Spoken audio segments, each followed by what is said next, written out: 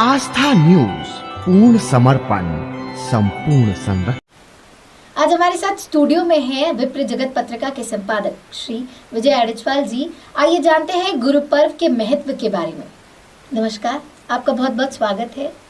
आज हम हमारे दर्शकों को गुरु पूर्णिमा के बारे में जानकारी दीजिएगा, जिसमें सबसे पहला मेरा प्रश्न है, गुरु पर्व गुरु पूर्णिमा के दिन ही क्यों मनाया जाता है? पूर्णिमा के समय गुरु पर्व ही क्यों मनाया?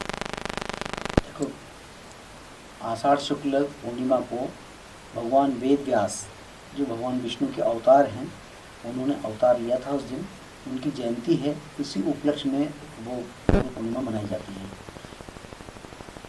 महर्षि वेद व्यास के अवतार दिवस पर ही गुरु पूर्णिमा इसलिए मनाई जाती है क्योंकि उन्होंने पहले क्या था, एक वेद था, उस वेद के 4 भाग किए। क्योंकि मनुष्य के आने वाले, उन्होंने देखा कि कलयुग में मनुष्य की आयु बहुत कम रहेगी, वो इतना तो उन्होंने क्या किया कि एक वेद के 4 भाग किए। भाग करने के कारण से वो व्यास हुए, वेद व्यास कहलाए। उन्होंने 18 पुराणों का भी रचना की और उन 18 पुराणों करके उन्होंने अपने को अध्यात्म से जोड़ा। गुरु पूर्णिमा मनाई जाती है। गुरु पूर्णिमा इसलिए मनाई जाती है कि हर मनुष्य के जीवन में अंधकार ही अंधकार रहता है। गुरु एक ऐसा मार्गदर्शक होता है कि वह हर व्यक्ति के अंधकार से निकाल करके और उसको प्रकाश की ओर ले जाता है, मतलब उसको सही दिशा देता है, सही मार्गदर्शन देता है। इसलिए गुरु पूर्णिमा मनाई जाती है और उन्हीं के अवतरण दिवस के दिन वर्ष में एक बार गुरु पूर्णिमा का पर्व मनाया जाता है कि ताकि व्यक्ति भूले नहीं और उस गुरु के प्रति आस्था श्रद्धा प्रकट करने का वो उस दिन वो पर्व होता है। मनुष्य के अलावा और भी गुरु बनाए जा सकते हैं, क्योंकि ज्ञान तो चारों दिशाओं में बंटता है। ज्ञान कहीं से भी लिया जा सकता है और ज्ञान देने वाला गुरु होता है। तो मनुष्य के अलावा और भी गुरु होते हैं। अक्षता, तुमने बहुत अच्छा प्रश्न किया। गुरु हमारे एक विष्णु के और अवतार हुए दत्तात्रेय जी। उन्होंने अपने जीवन काल में 24 गुरु बनाए और 24 गुरु कौन कौन से थे? सांप है, मधुमक्खी है, अजगर है, पृथ्वी है, सूर्य है। और उन्होंने इस तरह की बनाई, उनसे जो शिक्षा प्राप्त की वो शिक्षा ही हमें दे।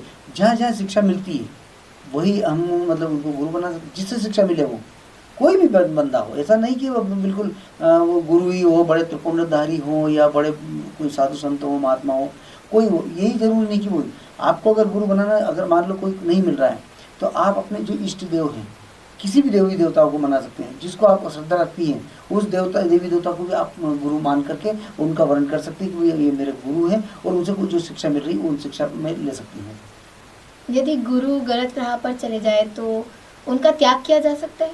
हाँ, पद्म पुराण, कुरुम पुराण, कौशल स्मृति, ब्रह्म पुराण, वृद्ध गौतम स्मृति में स्पष्ट लिखा है कि, और वाल्मीकि रामायण में भी कहा है, लक्ष्मण ने अयोध्या कांड में, कि अगर अपना कर्तव्य और अकर्तव्य भूलता है तो उस गुरु को हमेशा हमेशा के लिए त्याग दिया जा सकता है।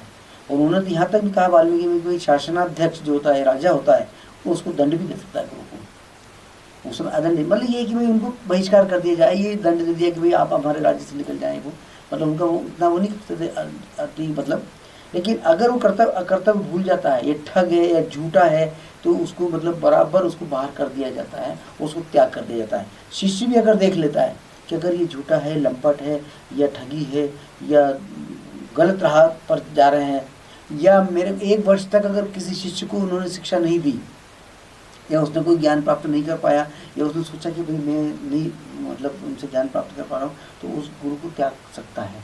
ये पूरी पुराणों में, धर्म ग्रंथों में स्पष्ट उल्लेख है। गुरु किन्हें बनाया जा सकता है? गुरु हर व्यक्ति बना सकता है, लेकिन पुराणों में, स्मृतियों में स्त्री को गुरु नहीं बनाने का रोका गया है। तो स्त्री को गुरु क्यों नहीं बना सकते? क्योंकि पुराणों में स्पष्ट लिखा है कि पतिरेव गुरु स्त्रीणाम, कि पति ही उसका गुरु होता है। अगर पति गुरु के लायक नहीं है कि भाई वो गुरु नहीं ऐसा ज्ञान नहीं दे सकता है, तो जो पति का गुरु होता है वही उसी का गुरु होता है। किंतु स्त्री जो होती है वह जो अपने पति का गुरु है तो उसको भी दूर से ही झुक करके नमस्कार कर सकती है, उनके पाद प्रक्षालन या उनका स्पर्श नहीं कर सकती है। क्योंकि सच्चे गुरु, सच्चे महात्मा, सच्चे संत जो होते हैं वो कभी भी किसी स्त्री को स्पर्श नहीं करते हैं, और न वो एकांत में कभी बात करेंगे उनसे। वो उन्होंने बहुत अच्छी व्यवस्था रखी ताकि स्त्री कहीं गलत राह पर नहीं चली जाए। इस कारण से उन्होंने ये एक व्यवस्था दी। हमारे ऋषि मुनियों ने बहुत दूरदृष्टिता से ये कार्य किया, क्योंकि कलयुग में उनको दिखता था कि कलयुग में क्या क्या होगा, इसलिए उनको शुरू से ही उन्होंने सभी धर्म ग्रंथों में इसका उल्लेख स्पष्ट रूप से किया है।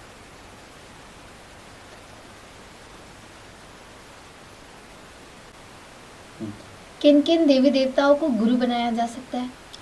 जो आप श्रद्धा रखें जिन देवी देवताओं पर, और वैसे कहा है श्रीमद् भागवत, कृष्णम वंदे जगत गुरु, कृष्ण ही जगत के गुरु हैं, वो कृष्ण को ही माना जा सकता है। और वैसे शिव जी को माना, शिव जी ने सभी पुराणों का उल्लेख जो किया है, शिव जी ने ही अपनी सारी कथाएं पार्वती जी को सुनाई, तो शिव जी भी बहुत बड़े गुरु मान सकते हैं अपन उनको भी मान सकते हैं। और कृष्ण को तो मानना ही है, क्योंकि कृष्ण वंदे जगत गुरु, तो कृष्ण तो सबसे बड़े गुरु हैं ही। वेद व्यास को मान सकते हैं, जिसमें आपकी श्रद्धा हो उनको आप गुरु बना सकते हैं। किस व्यक्तित्व को गुरु बनाया जा सकता है?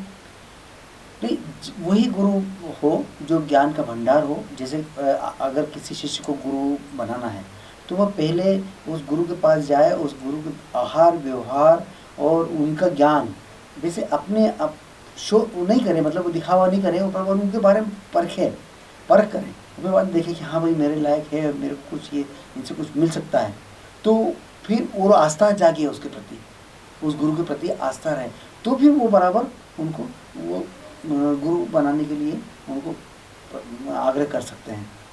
अब जैसे गुरु जो रहते हैं वो अपने शिष्य को परखते, परीक्षा लेकर ही उन्हें अपना शिष्य बनाते हैं, तो इस प्रकार से शिष्य भी गुरु को परख सकते हैं?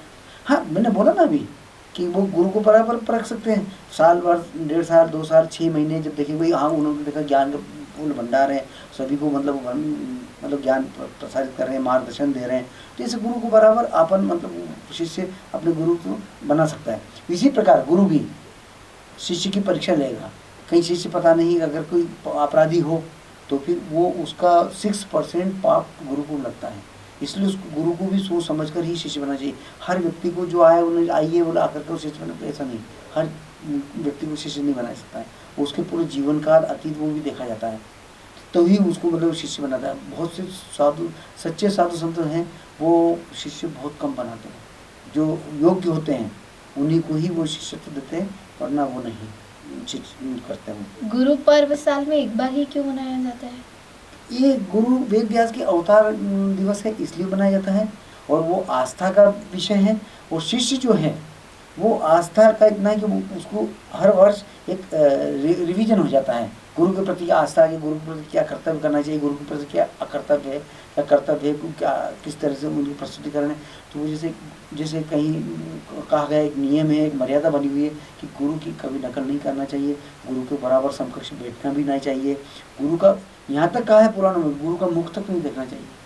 मुख का मतलब ये है कि उनका क्रोध अगर है तो नीचे निगाह कर लेना चाहिए, गुरु का मुख आंखें मिला कर बात नहीं करना चाहिए। मतलब उनको ये इतना कि गुरु के प्रति इतनी आस्थावान हो कि गुरु का जो है ज्ञान उठ रहे, चूँकि एक जल स्रोत होता है वो ऊपर से नीचे की ओर आता है, तो जैसे गुरु अगर ऊपर उच्च आसन पे है तो अब शिष्य को नीचे बैठना है, क्योंकि ज्ञान प्राप्त करना है तो ज्ञान नीचे से ही, ऊपर से आकर नीचे होगा तो ही ज्ञान मतलब ग्रहण कर पाता है।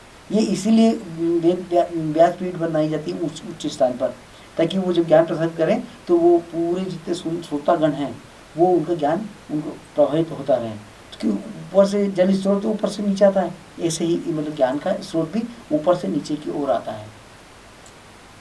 मतलब ये आपने जो बताया है ये एक आदर्श गुरु का चरित्रवान है कि हाँ, एक आदर्श शिष्य का भी एक ये है कि अगर वो दुराचारी और उदासीन शिष्य है, एक ये भी है इसका, अगर दुराचारी और उदासीन कोई गुरु है तो वो अगर उन्होंने गुरु मंत्र दीक्षा ले ली उससे तो वह निश्चित है, पुराणों में स्पष्ट कहा है कि वह धनहीन हो जाएगा। इसलिए सोच समझ कर के ही गुरु बनाना चाहिए और सोच समझ कर ही शिष्य बनाना चाहिए। ठीक है, अब एंड कर लेते हैं। बहुत बहुत धन्यवाद आपका गुरु पर्व के बारे में हमारे दर्शकों को इतनी महत्वपूर्ण जानकारी देने के लिए। धन्यवाद।